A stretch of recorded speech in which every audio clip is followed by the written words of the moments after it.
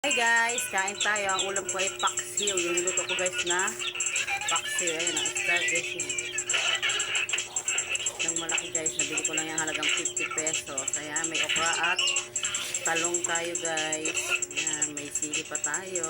Ayan, kain po tayo. Anong ginagawa mo dito? Sino ito? Basta, napasama na lang ako sa kanila eh. Mabuti na lang napasama ka. Kung hindi, baka kung ano na ginawa sa akin mga yun. Kain po tayo guys.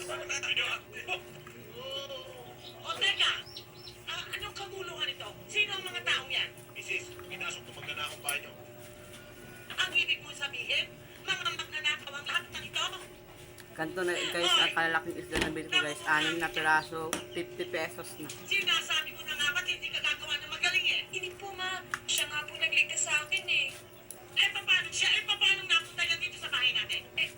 Paano po, nagkataon na naglalakad siya dyan sa may harap ng bahay. Nagkataon na sumigaw ako, kaya natulungan niya. Totoo ba yung sinasabi mo? Hindi totoo yan! Oo, hindi totoo! Sabi nyo lang! Wala, sinungaling ka naman kayo. Sakot yan eh. Ano? Kasama pala ito eh. Hindi! Tumahimik kayo dyan ha! Mga magnanakaw na nga kayo, mga sinungaling pa kayo. Sige mga captain, dalhin niyo na yung mga yan. Dito mo na!